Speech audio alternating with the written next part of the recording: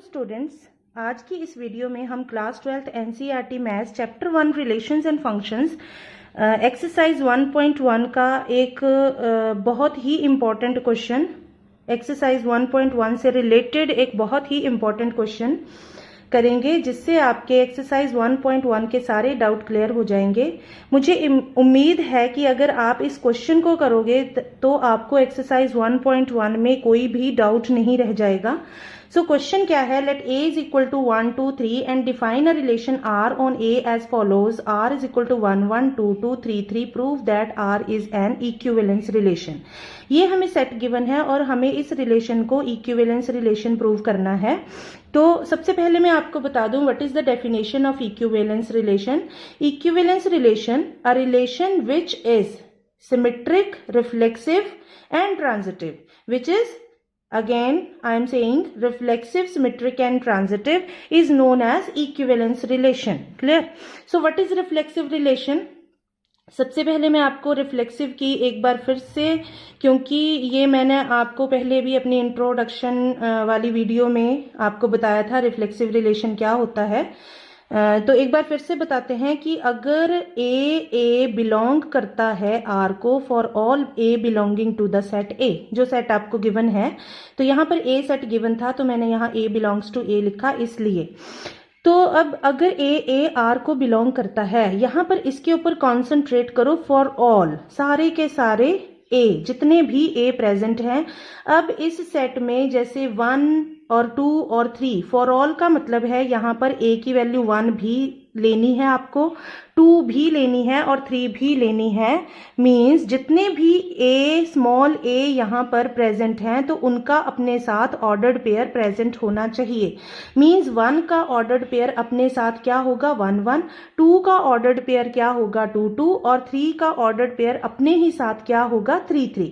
तो ये सब कुछ रिलेशन में प्रेजेंट होना चाहिए। तो यहाँ पर ये रिलेशन में 1 1 2 2 3 3 प्रेजेंट है। So this relation is reflexive. Clear?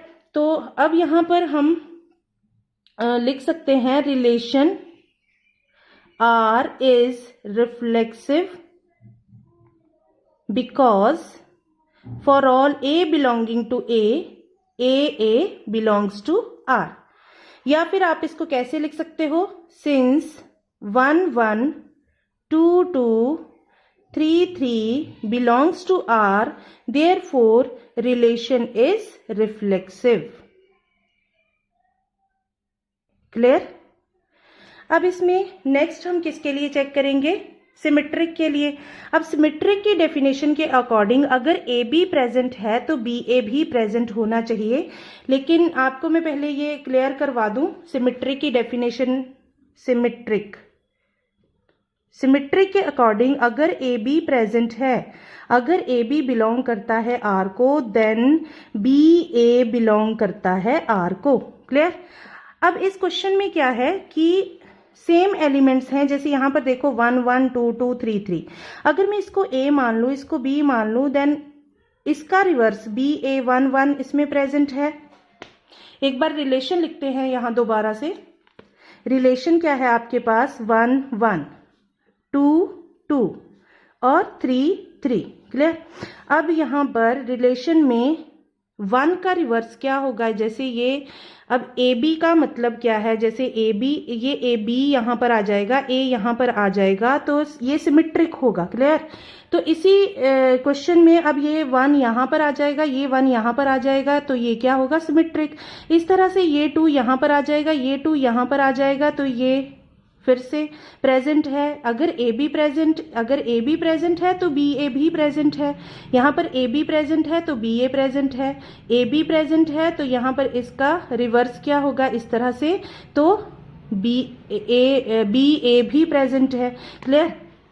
तो इस रिलेशन में 1 1 2 2 3 3 इनका रिवर्स, 1 1 का रिवर्स 1 1, 2 2 का रिवर्स 2 2, 3 3 का रिवर्स 3 3 प्रेजेंट है। इसलिए हम क्या बोलेंगे? The relation R is symmetric. तो इसको आप लिख सकते हो, hence relation R is symmetric because AB belongs to R and BA also belongs to R. Now what is transitive relation? ये सेट गिवन था A is equal to 1 2 3, relation R given था 1 1 2 2 3 3. अब आपको पूछा है कि रिलेशन ट्रांजिटिव है या नहीं, तो उसकी डेफिनेशन में पहले आपको बता दूं. If AB belongs to R and BC belongs to R then AC belongs to R. तभी रिलेशन क्या होगा? ट्रांजिटिव रिलेशन होगा. Then relation R is transitive. अब ये एलिमेंट और ये एलिमेंट दोनों सेम होने चाहिए और हमें चेक क्या करना है? ये एलिमेंट और ये एलिमेंट हमें चेक करना है. यहां पर देखो A C हमें चेक करना है और ये एलिमेंट और ये एलिमेंट क्या होना चाहिए? सेम होना चाहिए. अगर ये दोनों प्रेजेंट हैं तो AC भी प्रेजेंट होना चाहिए. क्लियर? तो रिलेशन क्या होगा? ट्रांजिटिव. अगर ये दोनों प्रेजेंट हैं और AC भी प्रेजेंट है तो रिलेशन R होगा ट्रांजिटिव. और इसकी दूसरी डेफिनेशन के according, if AB belongs to R and there is not any pair starting with B, means if AB is present and BC is not present. अगर BC present नहीं है then relation R is transitive. तो दोनों ही cases में ये transitive relation होता है. पहला केस एक बार फिर से देख लो. पहला केस क्या है कि AB प्रेजेंट है और BC प्रेजेंट है, ये दोनों पेयर प्रेजेंट हैं तो AC भी प्रेजेंट होना चाहिए. और दूसरा केस क्या है कि अगर AB प्रेजेंट है और BC एब्सेंट है, मींस BC प्रेजेंट नहीं है, तो R क्या होगा? ट्रांजिटिव. अब रिलेशन में देखते हैं, यहां पर 1 1 प्रेजेंट है लेकिन दूसरा पेयर जो कि 1 से स्टार्ट हो वो प्रेजेंट नहीं है. अगर हम A को 1 मान लेते हैं, B को 1 मान लेते हैं, तो ये 1 1 है लेकिन दूसरा पेयर 1 से स्टार्ट होने वाला यहां पर प्रेजेंट नहीं है. क्लियर? तो हमारी दूसरी कंडीशन के अकॉर्डिंग अगर AB प्रेजेंट है और BC प्रेजेंट नहीं है तो रिलेशन R क्या होगा? ट्रांजिटिव होगा. इसी तरह से 2 2 के लिए चेक करते हैं तो 2 2 प्रेजेंट है लेकिन दूसरा ऑर्डर्ड पेयर जो कि 2 से स्टार्ट हो वो यहां पर प्रेजेंट नहीं है. तो रिलेशन इस फिर से दूसरी कंडीशन के अकॉर्डिंग रिलेशन क्या है? ट्रांजिटिव. यहां पर थर्ड पेयर के लिए चेक करते हैं. 3 3 प्रेजेंट है लेकिन इसके साथ दूसरा पेयर जो कि 3 से स्टार्ट हो वो प्रेजेंट नहीं है, इसलिए हम क्या बोलेंगे? Relation is transitive. इसी कंडीशन के अकॉर्डिंग. क्लियर? तो आप क्या लिख सकते हो? Here 1 1 is present but there is no ordered pair starting with 1. AB is present but BC is not present. ये कंडीशन बनेगी यहाँ पर. Similarly 2 2 is present but there is no ordered pair starting with 2. Again 3 3 is present but there is no ordered pair starting with 3, hence R is transitive. तो इसके according फिर से देखो यहाँ पर, इसके अकॉर्डिंग हमने ये लिखा कि R क्या है? ट्रांजिटिव, क्योंकि AB प्रेजेंट था लेकिन BC प्रेजेंट नहीं था, इसलिए रिलेशन क्या हो गया? ट्रांजिटिव हो गया. So now the relation R is reflexive भी है, सिमेट्रिक भी है, ट्रांजिटिव भी है. Therefore relation R is equivalence relation.